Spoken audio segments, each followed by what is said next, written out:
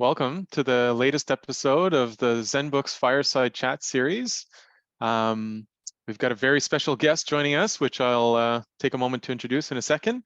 But I do invite everyone to join the conversation by submitting your questions directly through Zoom. You can also just put comments or in the chat.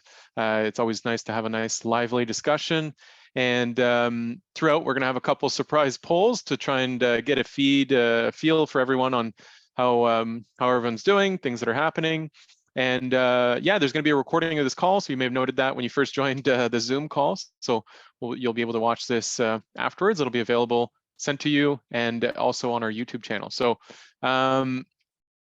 yeah, in this conversation today, we're joined by Pamela George, who's a financial powerhouse. She's born into poverty and raised by an illiterate mother. So Pamela George, a first-generation Canadian, now counsels numerous influential Canadian women about power and financial literacy. And so she's originally from Trinidad and Tobago, and Pamela spent the first 25 years of her life struggling and living in poverty. Her mother couldn't read or write, but was very good with money.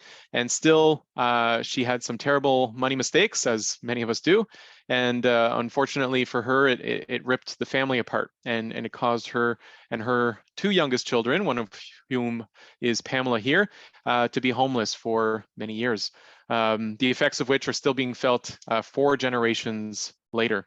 And so Pamela believes that if her mother fully understood how money worked and educated herself on how to manage it, and if she had healed from her money trauma, those mistakes could have been avoided. And so you can understand why at a very young age, Pamela promised herself to not follow in the same fate as her mother. And she was able to break the cycle of poverty and heal from her childhood money trauma. And so today, standing proud as a financially empowered woman. So now Pamela teaches women about her financial empowerment, and through her signature framework, the 7 pillars of money management. So very, very thankful to have you, Pamela, today.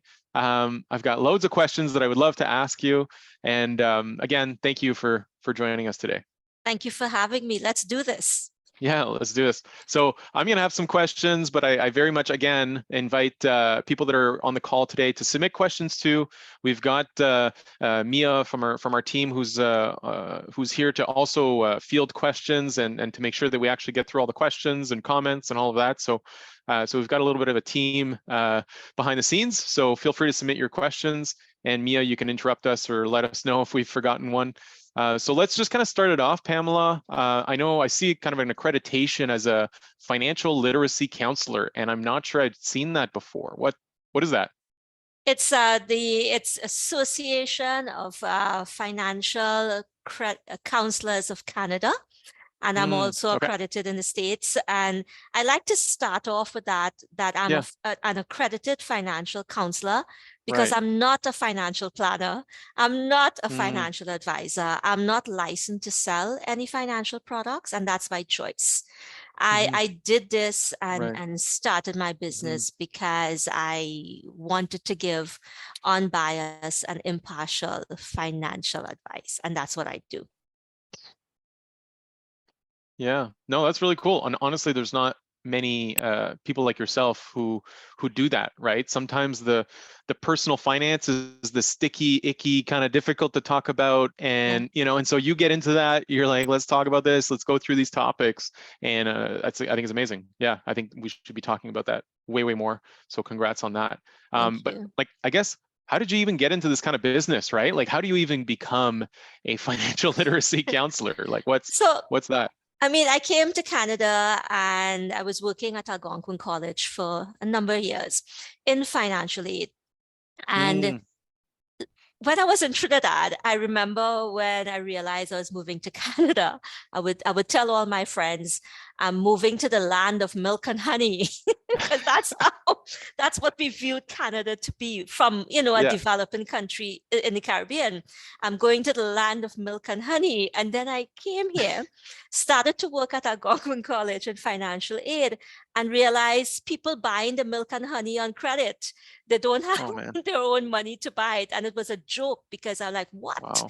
What, from an outsider looking in, it looks like this. And I know for a majority of people it is, but where I was, in the circle where I was, a lot of folks were in debt, a lot of children, ready to start Algonquin, and they can't get OSAP because their parents can't pass a credit check.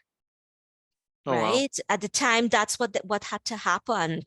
Or they need money and the parents just don't have it. They were hoping to remortgage the house and that fell through. I saw a lot of dreams die. Saw young Wow. kids very, very stressed out, not being able to go to school, no RRSP. It's there, for, but they don't have the resources for school.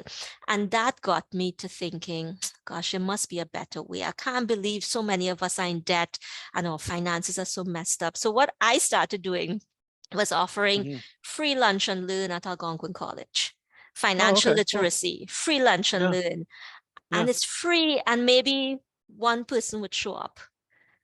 And most times they'll be like, I'm here because I heard there's free pizza. They showed up. Nobody wants to learn about money. They showed up for the free food. And it was difficult. While at Algonquin, it was just, I'm a big believer in your values, living your values. And while I loved working at Algonquin and I loved helping, there was this layer beneath where it's essentially what I was doing, I was getting young people into debt because I was an OSAP officer.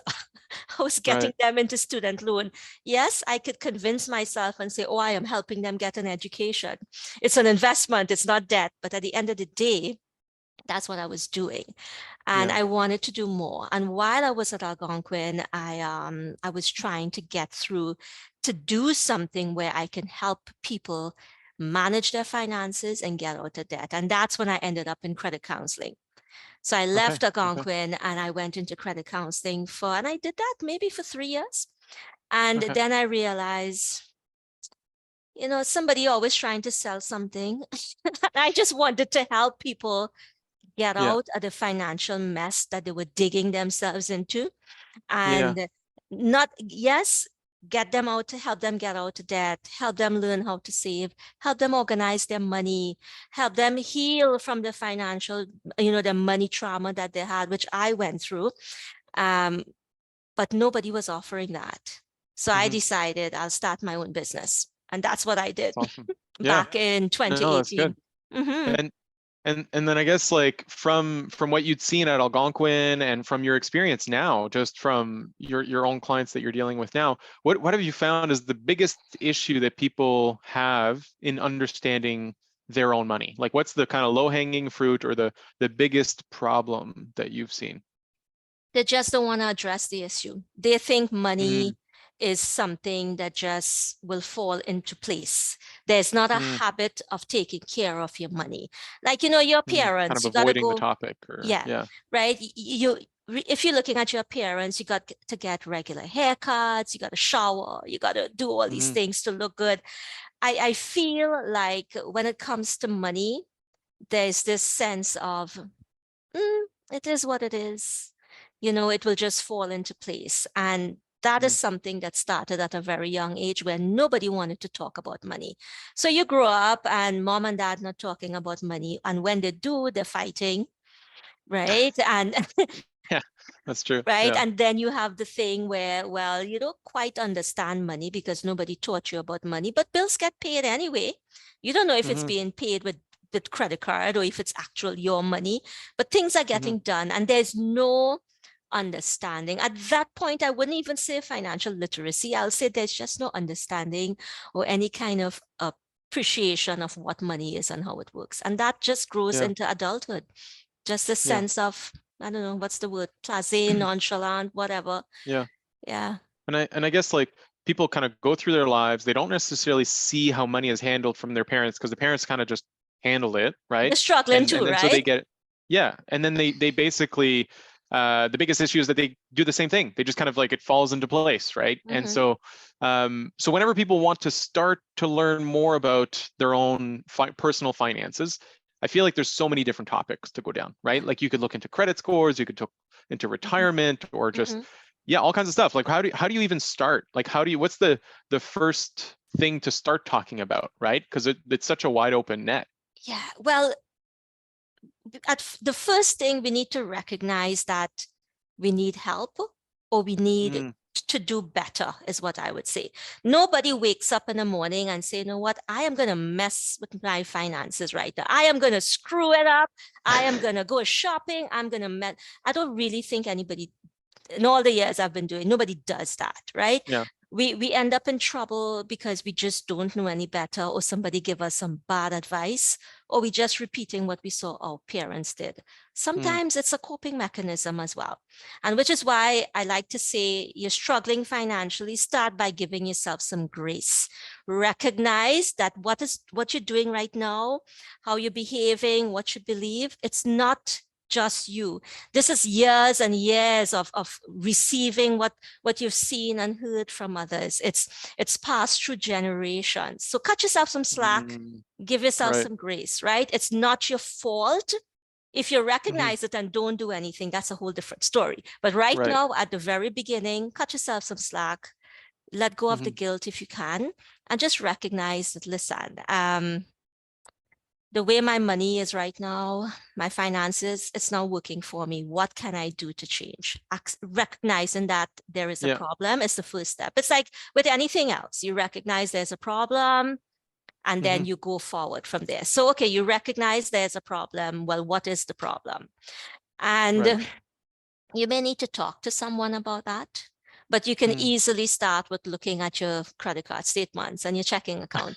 Just being aware, you know, if you have your bills unopened on the counter, maybe you can start opening it. As a start. And we honestly, we see a lot of that with, like, whether that's people's personal taxes or whatever. And it's like, no, I think I got a letter from CRA, but I'm not going to open it. Like, can you just check into it? You know, it's like, it's a whole avoidance like thing, right? It is. So, and it's a lot of times rooted in fear, right? That avoidance. We don't want to open that letter because maybe CRA says I owe money, so I'll avoid it. I'll avoid it. So I'm sure people are here to get some tips, and I think we should get into those tips, kind of like some real life practical aspects. We do have our first poll. I think it'd be good for us to launch to the people on the call now. I'm going to launch it now, see if everyone's awake. Here we go. So you'll have about a few seconds here. People can chime in. The question, as you'll read it here, how would you rate yourself on keeping track of money? Unfortunately, I don't think, no, I can't answer it, but I can't either. It's that host and panelists can. It'd be hard to say if anybody's like, I'm amazing at it, or if, like, I'm kind of curious to see, you know, what the answers are going to be like here. Okay, so we've got a few people here. What kind of percentages do we have? It's pretty much flown in. Yeah, geez. Okay, cool. Yeah, so we've got most people who've answered now. So basically, what we've got here, we've got about a third of people said they're very good. We've got a third of people that said they're not very good. And then we've got 17% who say they're good, 17% who said they're fairly good. So I feel like there's some extremes there. There's kind of like the very good, which I don't know, I'm sure why you're on the call. If you're very good with your financial literacy, maybe there's some good tips we can still teach you. It's an interest to them, though. That's the thing. The folks who love money and who like to talk about money are usually good with it. So it's no surprise that they're here. Hi, guys. Right. Those, it's because you come to these kind of sessions that you are very good. That's the point. Exactly. You know? So, so yeah, maybe we can go from here and just kind of get into some practical tips, right? Like, I'm sure you've got some good stuff. I mean, we just working in the industry, we kind of see some tips, but yeah, what are some good tips that you share? The first one is, I would say, have a money date. It doesn't have to be with a spouse. Nice. It's with yourself. In fact, even if you have a spouse, you need to have a money date with yourself. And this shouldn't be, well, I have time on Friday, so I'll have a money date. That's not what I suggest. You put it in the calendar. So it might be every first and third Tuesday of the month at 7 p.m. Okay. You put it there. You need to be consistent. So then if something comes up on the third Tuesday at 7 o'clock, you're like, I can't attend. I have something. I have a date. Right. With my money. Okay. Yeah. Because, everything else will come up and it would, you got to drive this person here. You got to go here. And the money thing gets pushed behind. I see that too often. Put it in your calendar, and twice a month. If you can't do twice, do once. But set a time twice a month. Just 30 minutes. 30 minutes. That's what I do. Just like 10 minutes, kind of like a real short, quick check-in. Yeah. And build a muscle up to 30. And the thing is, you build it up to 30. You start with 10, build it up to 30. And over time, you'll find all you really need is like 15 minutes. Yeah. But you log got to into go various accounts, Yeah. see what's going on. Exactly. And then that's it. Yeah. And when you're doing that money date, at first, start small. You may just want to open the bills or read the email if you get it on an email. It might be that you download your credit card statement and have a look at it. You will not believe the charges that could show up there that you know nothing about, right? It might be looking at your checking account. It could start off by looking, but every time you sit down, do a little bit more and put things in place that just helps to make it easier every time. So a money date would be one of them. I feel, just before you move on from that, I feel like a good practical side to that is that basically that could align with your paycheck, right? Like if you get paid every 2 weeks, on payday, take a look at your accounts, take a look at like what's going on, take a look at your credit card statement, take a look, like I feel like that's a pretty good timing, It is. But I'll tell you this, and I do a lot of mindset work regarding money. So I'll tell you this. So I've had clients say to me, doing it on payday is very stressful. Okay. And I'll tell you why. Not everybody, obviously, but I've had clients say, so with the government, I believe pay goes into the account on a Wednesday or Thursday. And some people, the pay goes in and it's eaten up by overdraft. So what they're left with is a negative. Right. And when they see that, for them to now go and sit down and have a money date, what they want is to have an alcoholic beverage. That's what they want to have. They don't want to sit down and just have a money date. So it all depends. You need to evaluate and know what works for you. It's fantastic if it aligns with your paycheck, but if that is too stressful for you, choose another date. But it's important that you do it. Yeah. Okay. All right. Well, that's a good, strong first practical tip. Geez, how's it get better than that? Yeah, what else do you think are kind of good ideas? So the other one, I'll start by giving an example. So this single mom reached out to me and she's like, I have money. I make good money. I don't know why I have none. And I think she was bringing in, between her income and child support and child tax benefit and all of that, she was bringing in like $7,000-8,000. But she was in overdraft every month. She only can afford to pay her minimum on credit cards and just living paycheck to paycheck, like a complete bag of nerves. She was so nervous all the time and stressed, like on the verge of burnout. And, when I work with clients, I don't just start with the budget. It's too much. We do lighter work first. So I had her send me her credit card statements. And that's what I look at first. I do all the heavy lifting for them. And I'm looking at the credit card statements like, no, this can't be. Anyway, all that to say, she was spending $1,800 a month on subscriptions. Right. Okay. And she wasn't aware of it. Why? Because she wasn't looking. She wasn't aware of it. There were things on that statement she didn't know, like, I don't pay for Spotify. I don't pay for whatever. $1,800. Now you multiply that by 12. That's a lot of money, right?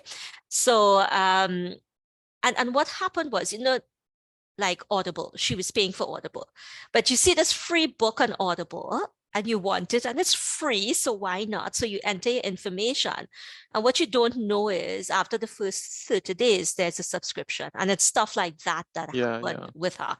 Anyway, $1,800. But if she was doing a money date once a month, twice a month, and looking at her credit card statement, she would have picked up on that, right?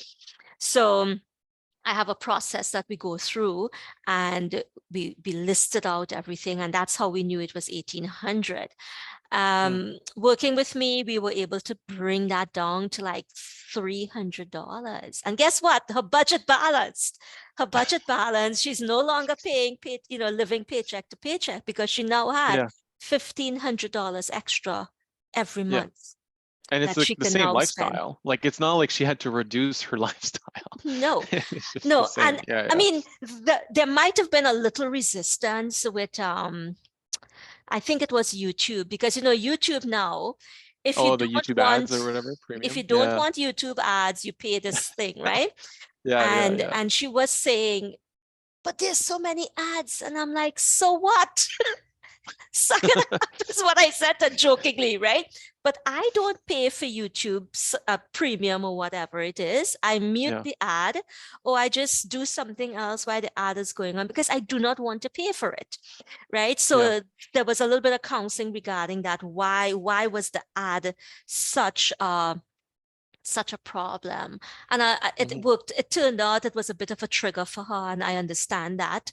But we were able to come to a place where she realized that, she didn't really need to pay that price. And she's on the free version now.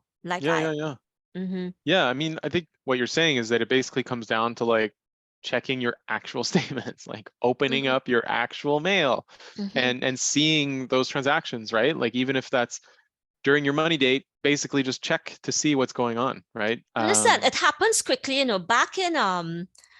back in June and July. So I went to Halifax in July, and the souvenir I got was COVID. I got COVID in Halifax, and I was really sick for July, August, September. And I did not check my statements. I was really sick. It was just survival, doing the bare minimum at the office. And I did not do my money dates. And when around late September, when I was feeling well enough to go through my statements, I'm seeing membership of $24 from June, July, August. And a membership in US what am I a member of? What am I a member of? There's nothing in my email from that email address. There's nothing. I'm like, what is this? So I called the number on my credit card statement. In June, I bought a travel bag to go to Halifax. And apparently, no way. Apparently, when I was at the checkout online, there is a little box that says, I want to be part of the membership. And you had to uncheck the box. Oh, you had to uncheck the box. It's like a negative thing. Yeah. Oh my goodness. I had to uncheck the box, and I didn't. So I was in the membership, but membership for what? I got nothing. In the 3-4 months that I was a member, I got nothing. I checked my emails. I got nothing. So I don't know what being a member, what advantage that was, what benefits it was. But anyway, I called them, and they didn't put up a fight. I think the poor woman who was taking that call, she knew, and she's like, okay, we'll have it reversed. And then the next month I received my phone bill, and they charged me like about $40 for that phone call. Jeez, because it was, it was in the States, and I don't know, maybe it's one of those numbers you pay for. Anyway, I was pissed, but all that to say, the one time, it was July, August, September. I wasn't well enough to check my statements. Look what happened. So please check your statements would be my tip. That's great. We did have a question that came in through one of our attendees here. They had a question about fees, fee structure, how you actually operate as a professional.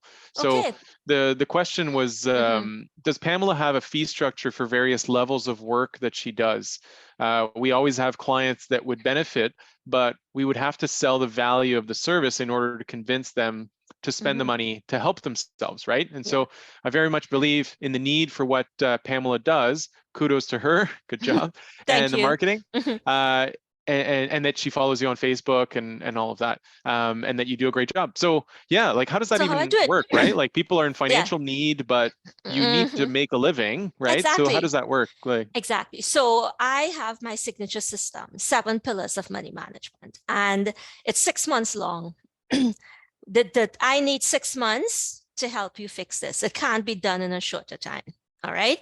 And for that 6 months, we meet 12 times every other week. 12 times. Yeah. Okay. And I offer it one-on-one, and that is $600 a month.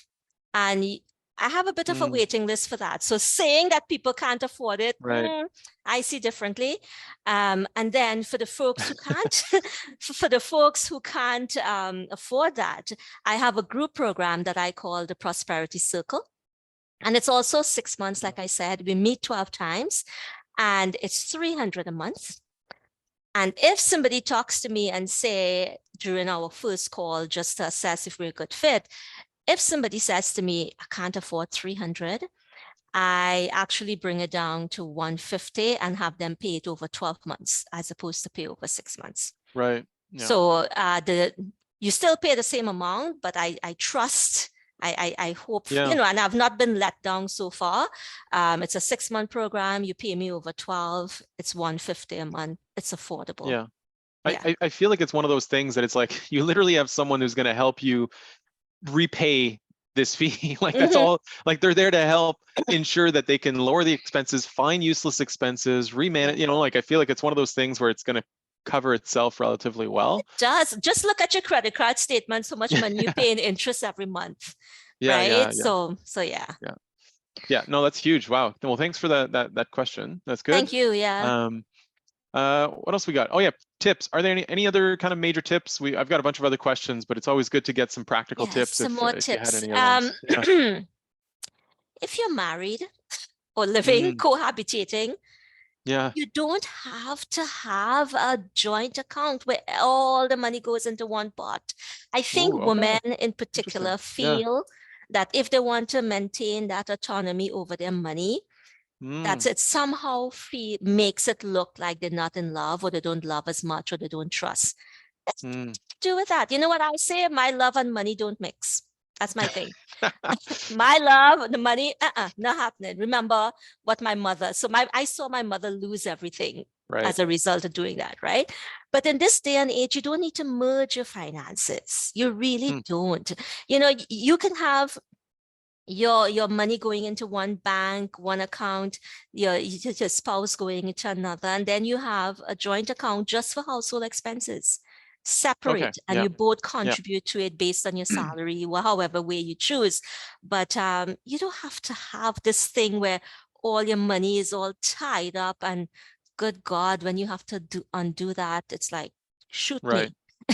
Right? It's a pain.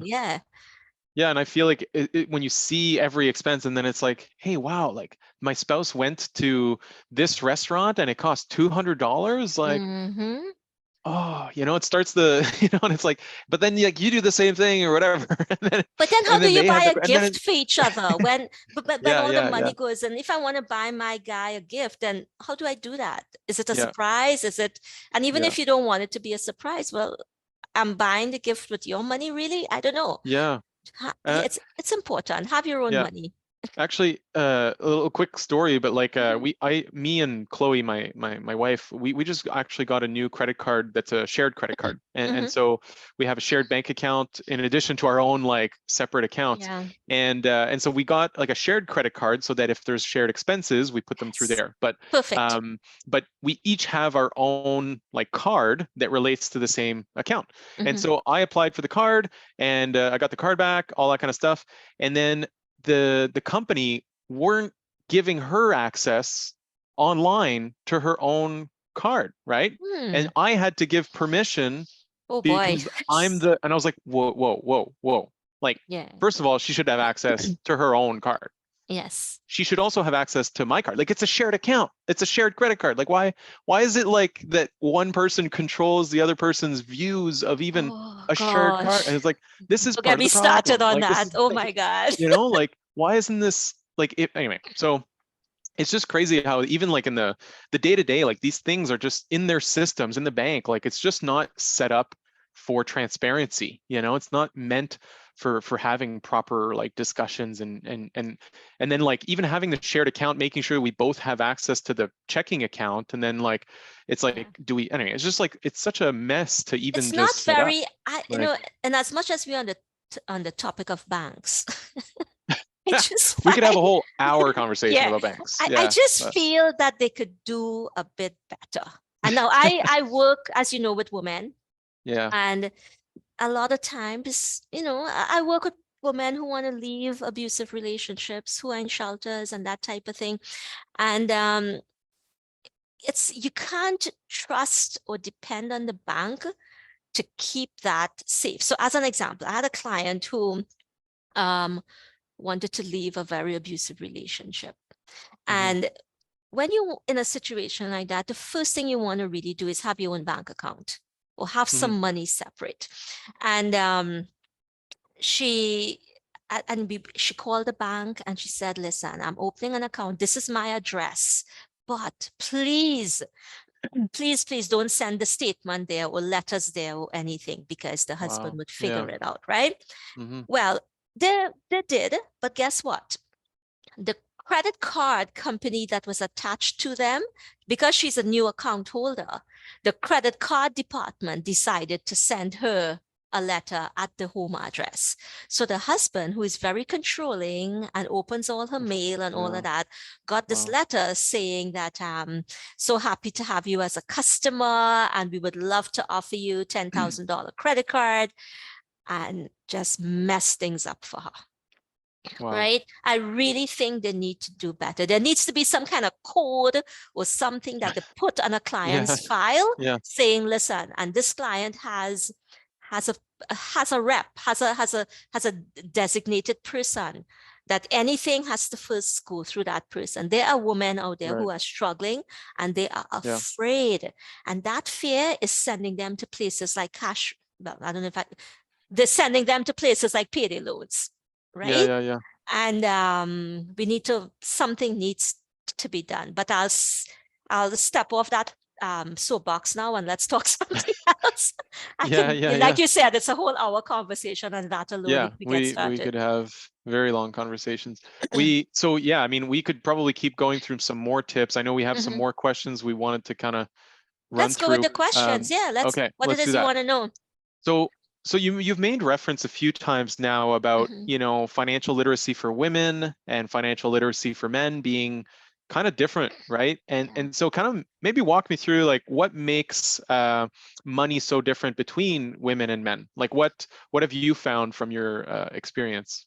It is very different for women. The way we were brought up, the way our parents you look at parents, at least our parents' generation, the way they would treat their son as opposed to their daughter in itself, right? And then you have the whole cultural thing. I'm from an Indian heritage. The way they treat their daughters is completely different from the sons, right? So there's that. One is how we were brought up, and then two, it's the way things affect us. We are different, right? There are certain things that would trigger us. Trauma would affect us differently than the way it would affect men. The way we feel, we live in a society, and you being a guy, you may not know this, but we live in a society, us women, where we're constantly bombarded with, we are not good enough. We are not good enough. And that not good enough, it is inside of us because we're hearing it since we're like toddler age. We're not good enough. So then we grow up to be young adults and we're feeling we're not good enough. So we're not doing what we need to do with regards to money, but they're not good enough, have us spending thing on extra money on things like makeup and clothing. And you see a lot of women with shopping issues. Well, where did that start? right? And it's a series of things that differentiate us. And then of course you have when you're in relationship, domestic violence. Yes, I know it happens on both sides, but it's lean heavier on women being the victims in that situation. All right.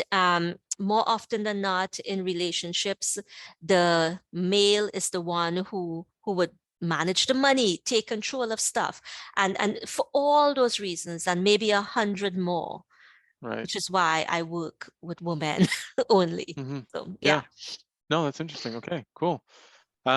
Maybe this is a good time for another poll here. We've got another one coming out here, so just going to launch it, make sure everyone's awake. Question here is, do you have a household budget? Ooh, I think interesting. we probably have a couple business owners on the call today, and like they may have a budget for their business, but do they have a budget for their personal finances, right? Which is a whole other story. Yeah. Still got some answers coming in. We'll see. Love to see if we can, yeah, still coming in here. All right, well, we'll have to end it here. All right, so I'm going to share these results here. So we've got 71% of people saying they do have a household budget, and then we've got 29% who do not. So almost a third. And I don't know. So thankfully, there's 0% who doesn't know. So that's good.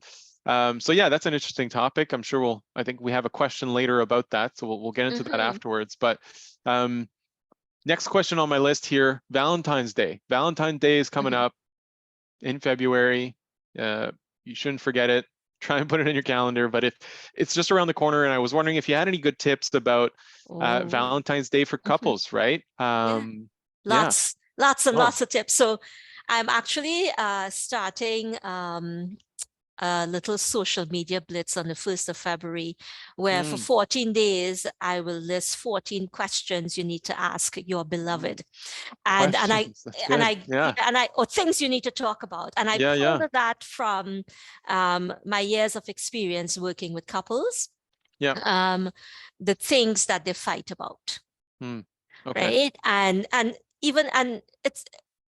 it's going to be about things, okay, you need to ask, things you need to talk about, or if you're entering a relationship, what you need to know. Like, I mean, things like, do you have a pension? And if not, are you saving for retirement? Yeah, I mean, we laugh, but like, it's such a massive impact on a person's life. It's one of those things you may as well ask. And then, yeah, you might have a pension, but is anybody else entitled to some of that pension? You need to know. Is this person paying child support? Paying spousal? So all these things you need to find out. Do you want kids? All these things. So I'll have it. It's 14 questions or 14 things to talk about. There's so much. And it's not for like a first date either, I'm sure. It's more for couples who maybe have been together for a bit, but just never get into the nitty gritty of like the conversation. Because, we feel love will conquer all. It will solve all the problems. I am a firm believer in, going to financial counseling before you start planning the wedding. In fact, I wish people would start gifting financial counseling as a gift, as a wedding gift, right? Yeah. People need to know, couples need to sit down and learn how to get comfortable asking the uncomfortable questions. Right. And I mean, how are you going to, like, if you one work for $8,000 take home and the other one brings home $3,000, how are you going to handle the household expenses with that? When we have children, is one of us going to stay home? How will that affect our budget? Stuff like that. And not just like, how is that going to impact things, but also the emotional aspect to it, right? Like if one person makes more than the other, is that person entitled to also spend way more than the other, right? Are they allowed to spend $300 at the restaurant, but the other one's not? Like, go to McDonald's. Like, no, you need to get the salad and I get the steak, like it's just, Like, Yes. is that like an expectation that people have, like, you know, to talking about that? Yeah, that's huge. It's important. They need, and I do feel young couples and even older couples, because it's money is something we just don't talk about. We haven't been trained how to talk about it.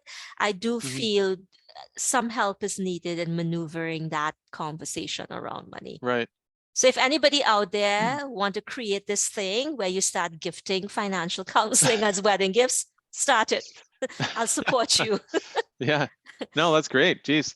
And then speaking of teaching and all of that, maybe this is more of an opinion question, right? But like, people talk about financial literacy and the importance of teaching this, and so should this even be included as part of like a school curriculum, right? Like, people often say, like, you know, I learned about algebra, but I never learned how to do my taxes, or I never learned about credit cards in school. And so what's your thoughts on integrating financial literacy in like an elementary or high school program?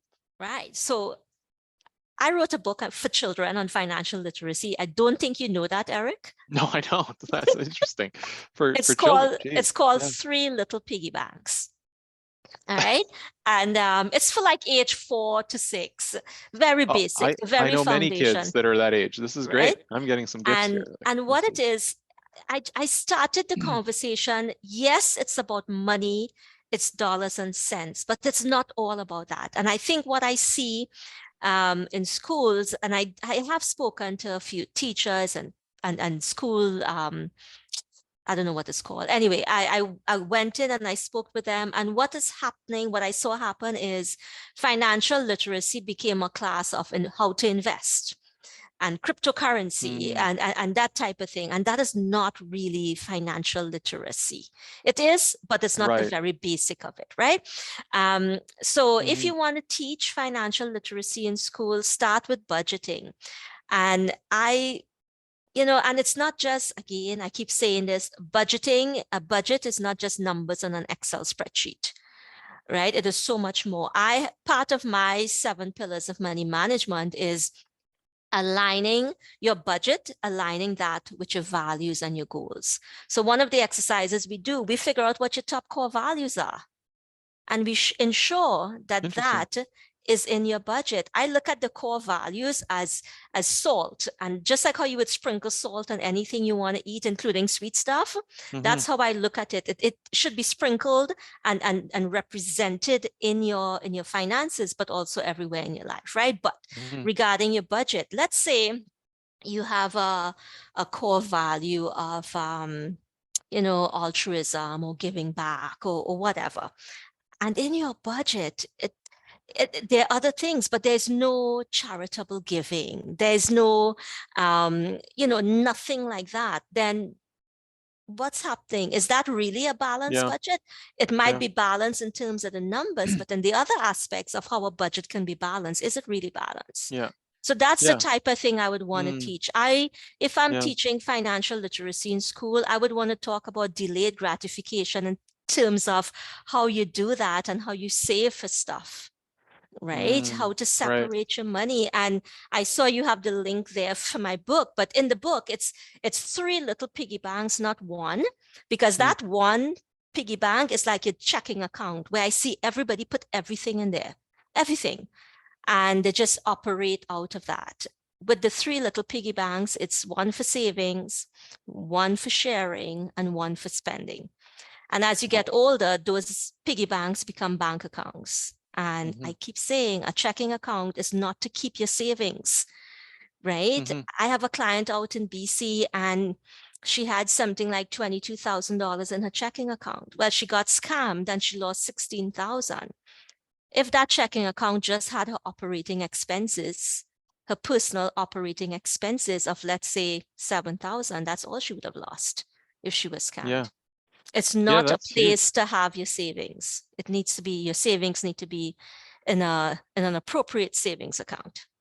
Right. Yeah, it very much separates things. And Yeah, I mean, wow, yeah, going through explaining it as well in like a childhood manner is like a really good, way of talking about it. I feel like I know I've gone through like a program before through there's this thing called Junior Achievements that they go into schools, and I volunteered where it's like you just go into like a grade 5 class or a grade 8 class or whatnot, and they usually try and get people within the business community to help show about money, about finances. And so I thought that was a really cool thing. And I feel like there should be more of that as well, right? Yes. But I liked your idea of like delayed gratification around the compounding of money. Realistically, is huge, and the fact of like actually separating, into various buckets. I feel like even if adults started doing that, that would be great. But it's so much easier if we could get children to start understanding the basic concepts of that. Yeah. And like I said, it's saving, it's spending, and it's sharing as well, because too many times we feel money is just to either hold on to it or to spend it on things we want. There's an element of community, of helping others, and that's why I have the sharing piggy bank, and that's what it's for.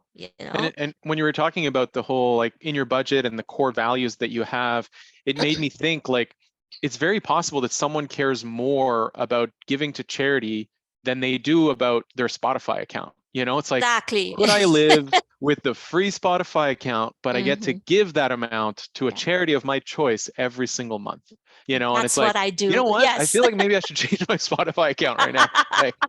Like right? I do like my Spotify account, but like it's interesting to look at it that way. And so again, I think it goes down to the budget side of things. And we had a question, our third poll question here. So I'm gonna release it. If I could just go back here. Here we go. I think it's released. Yeah.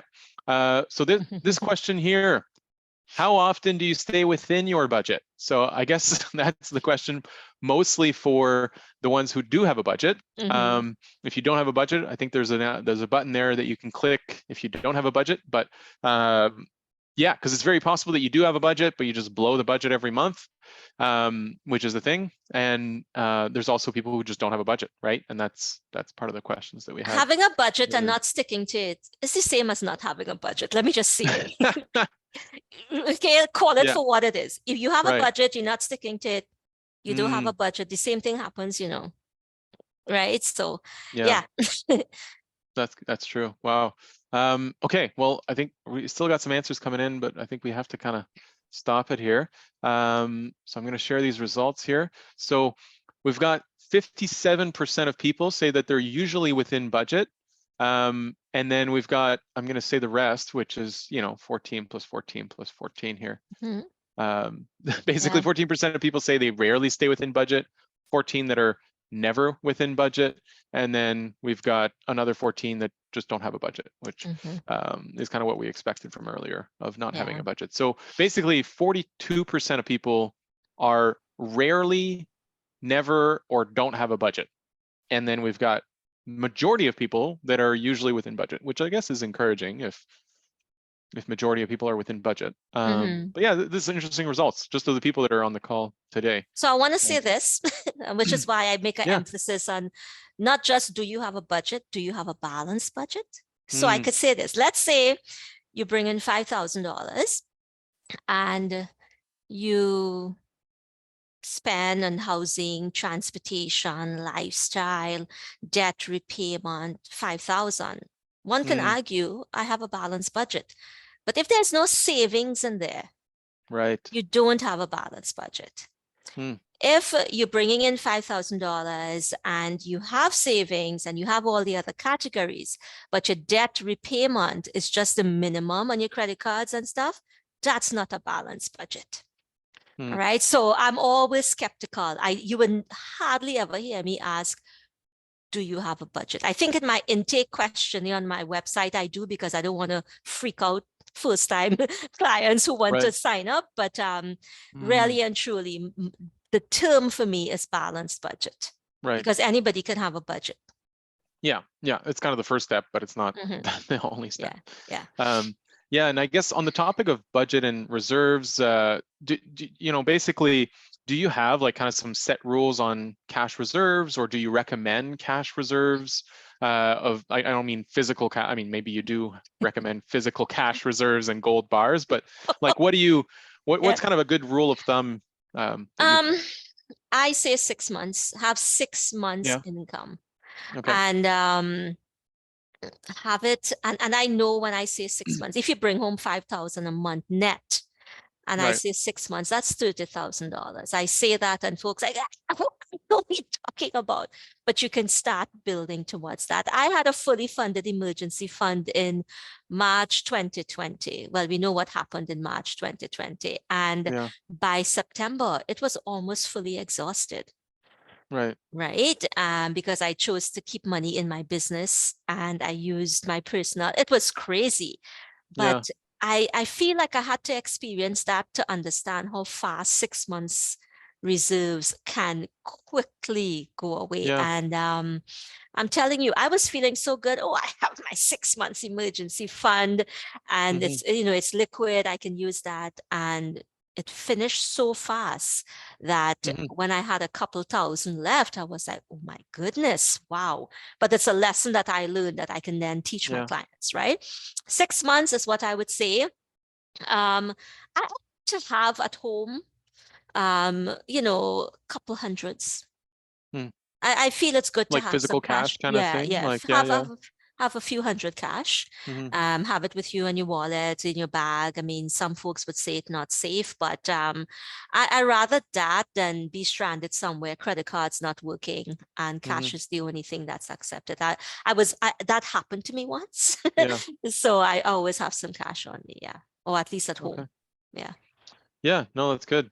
And I also appreciate just overall from our conversation, like you're not going into saying like what kind of investments we should get into, like whether there should be GICs with TD Bank or you should get this or that, like I like the unbiased kind of like opinions that you're having. I'm not licensed to talk about that. Yeah, and that's that's true. my Yeah, choice. we're not allowed to talk about That's my choice. I want to stay unbiased and impartial. And I think that's one of my, it's a strong cornerstone of my work, what I do, unbiased and impartial advice. Great.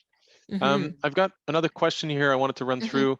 So if someone had only time to do one major thing from our conversation today, obviously money can be tight and it's difficult to make choices on what to prioritize and just on people's time, right? So what's the one thing that you think people should implement?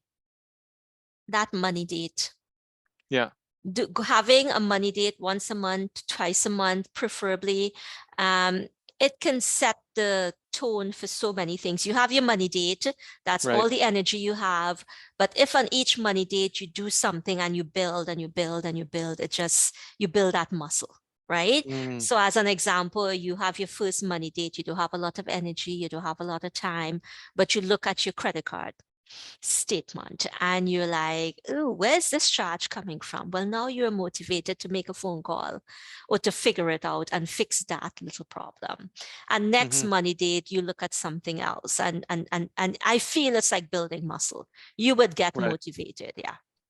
And okay, no, that's a good point. And I guess like another thing that you didn't mention throughout the conversation today too much, but the credit scores, right? So there's, the aspect of improving your credit score, monitoring your credit score. Like, is it worth it to pay for a service where you're monitoring your credit score, they're protecting your credit score, to know what your credit score is and to see how to improve it? Like, what are your thoughts and tips on credit scores? I have a good relationship with Equifax and TransUnion. I do. But I think what they're doing is really not fair. There used to be a time you can go once a year, pull your credit report, look at it, and you go back the next year. I would do that once a year on my birthday because I'm a financial nerd. I'll get up on my birthday, make my coffee, pull my credit report, right? No, you can't do that. Yeah, I know, right? No, you can't do that. You have to have a membership. Everything is a membership. Oh my God. So you have to sign up for this membership and they monitor and while that does have value, if you've been a victim of fraud or you suspect something is happening, the general Jane Doe doesn't need that. pulling your credit report once a year is all you need, but they make it hard for you to do that. Once a year, look at it, see what needs fixing, you know, neaten it up if you have to, but you don't need to do it more than that, right? And if you're concerned about, let's say you look at your credit report and your scores is not where you want it to be, the best thing you can do is start paying your bills on time. You pay your bills late 3 times and your score will drop like crazy, right? Just 3 times and it dives, right? You don't want to pay your bills late. You don't want to pay your bills like skip payments and that type of thing. Pay your bill on time, even if it's the minimum only. You want to make sure and pay it on time.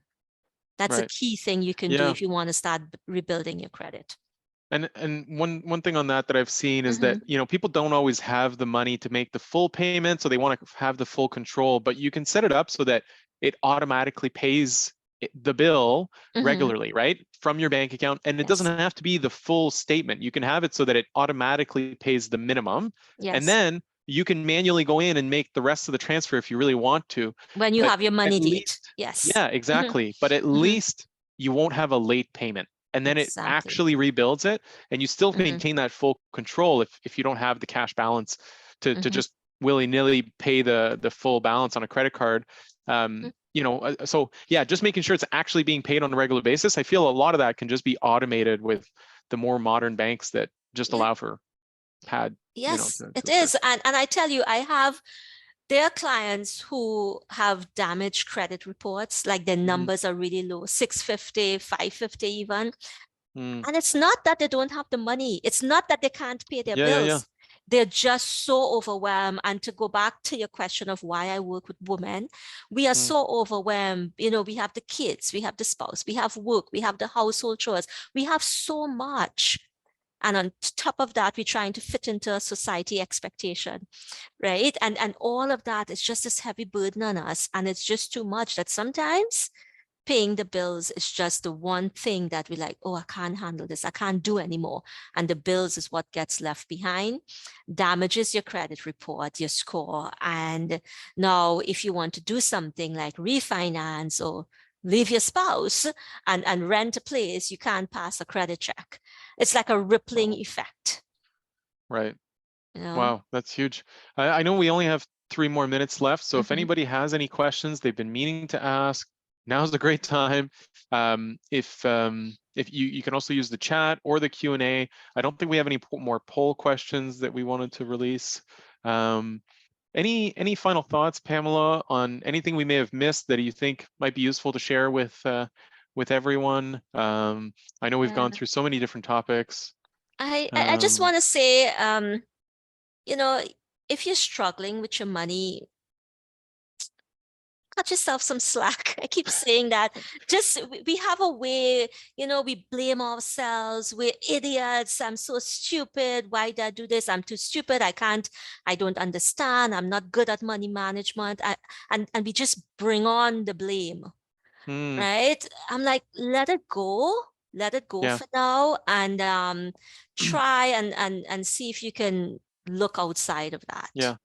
Yeah, and I find that there's sometimes like shame as an emotion as well, right? Like it's like, you know, you're ashamed that you spend so much at this store or that, or you're ashamed to even talk about it with your spouse or how you're going to talk about it. So yeah, that's a big one. We do have a couple questions that have come out here for some questions. Yeah, so number 1, for budgeting, is there a recommended split? Percentage to spend on housing, food, fun, etc. All right. And I think we've got one who maybe answered part of the question. Maybe. So yeah, I'll let you maybe, Pamela, put in your thoughts. Yeah. What I recommend, generally speaking, housing, I say about 35% of your net income. Transportation, about 15. What else? Debt repayment, about 15. And what else is there? Debt, transportation, housing, lifestyle, I say about 25, and savings about 10. With a caveat, you have debt repayment 15 and savings 10. The goal should be get debt repayment down to 0, and then you transfer some of that 15% to savings and whatever other category that you need to have more of. So let's say you're at 0%, zero debt, that 15% that be on 0, you can add 10% onto savings. So you're now saving 20, and that extra 5% you add it on to lifestyle, as an example. Interesting. So just let me get this right. So you said, so if people have debt, you should pay back a percentage to the debt and a percentage to still saving even while you have debt? Or do you suggest you put the whole thing to debt and get that thing kind of removed? Like, the thing is, you put all your money towards debt and you have an emergency, you end up going back into debt again. So you need to have some kind of money there. Interesting. You need to have, I have a client who was putting like, I think 20% of her net income was going towards debt, but then her kitchen sink, the whole tap burst and there was a mess, and it was costing her, I think, $1,800, and she didn't have that. So she ended up putting it on her credit card, sending up that debt. But if she had a couple $1,000s, or she had some money there, as a homeowner, you need to have money for that, right? But if she had that, at least she wouldn't be going back deeper into a hole while the sink gets fixed. So you need to have some kind of savings. Okay. Yeah. And I feel like part of it is too, is the psychology of it, right? Like you're investing, you actually know what you're doing with investments. Like you're kind of like, you're going into your accounts to check your investments. Like you're kind of in that mentality, and that's going to continue instead of just paying off debt. And then once you have a little bit of extra cash, you're like, I don't know what to do with this. Like, it's building muscle. And so it's building muscle. It's the muscle. Yeah. And I feel like a theme for like our conversation today, just to kind of wrap things up, a lot of it has surprisingly been about the psychology of it, like has been about what are your core values? Like, what do you actually care about? And like, what's the emotional impact of some of the past traumas that you've had on your current spending, And so I think I'm a little bit surprised by how much of it really is in the psychology of things. And it's not just like a purely, numerical thing of like a 10%, 15%, there's some rule of thumb like you've talked about, but I think there's a whole aspect of it of talking about it and just discussing it with your spouse, with a third party like yourself, or just, what's just on their own, checking in with yourself, Journaling about money is a really good thing, right? It really brings up some things that you wouldn't normally talk about. I would say on that money date, if you don't even want to look at your credit card, maybe what you could do is start journaling about your money. Wow. Yeah. No, this is huge. And I very much appreciate you, Pamela, for joining us today. We're at the end of our time. I'm sure, again, we could have talked about this for hours and hours. I could talk for another hour, but I understand. Yeah. So again, thank you so much for joining us.